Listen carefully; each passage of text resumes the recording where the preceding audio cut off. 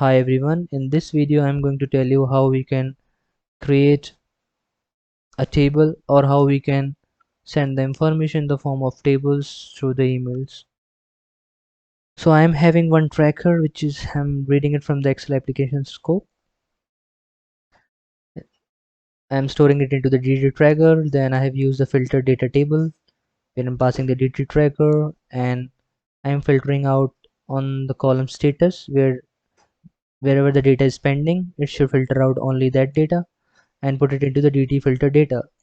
So before moving forward, let me show you the tracker also. What is that tracker? What information it is having? Okay. So basically it is having the three columns here on the on this status column, it will going to filter out only the pending data, and I'm going to show these two columns comments and workflows in the mail body. So we have already filtered out the pending data. Now in this create HTML table sequence, I have used invoke code. You have to pass the two argument, one is filter data and one is the HTML mail body, which will going to give us a HTML mail body. Let me open the edit code here.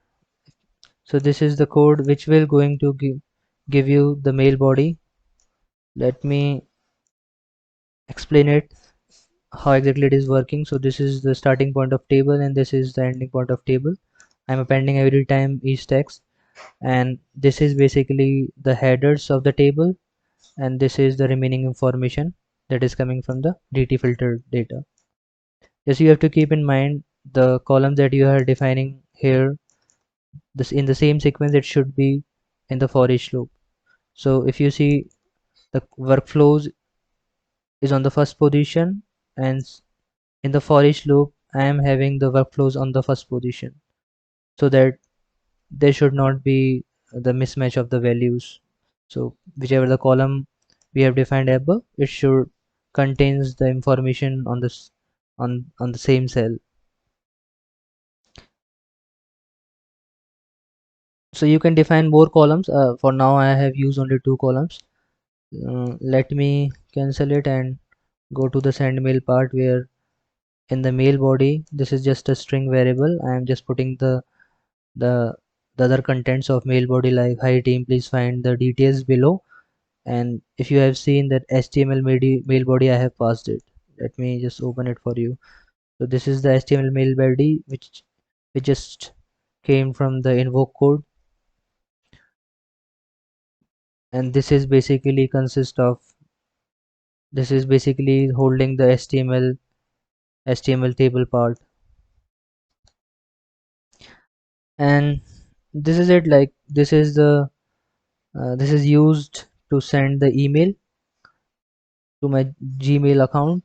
You can use the Outlook also. So for now I don't have Outlook installed on my machine, so I'm using this particular activity. I'm just you have to pass the mail body, that's it, and the subject and the two. And if I am going to run this, let me run it. Mm,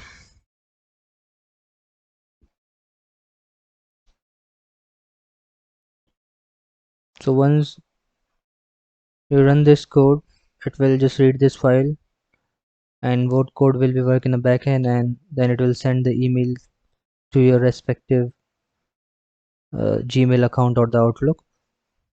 Let me open it, just give me a minute. So this is the email that I have received on my Gmail. Hi team, please find the details below, and this is the table.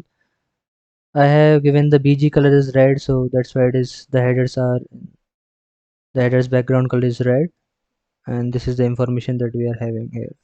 So this is how you can send the information in the form of tables.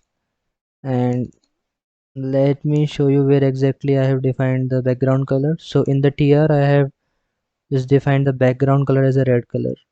So this you can use as per the requirements, like if you want to show the all the status pending, completed, on hold with the colored backgrounds, like pending with the red color, completed with the green color, on hold with the yellow color. So you can use this BG colors inside the TDs basically. So this is it for now. If you have any questions or doubts or if you want to know that how we can create more complex data tables, then just ping me your questions. I'll create a video on that also. Thanks everyone, and don't forget to subscribe my channel. Bye bye.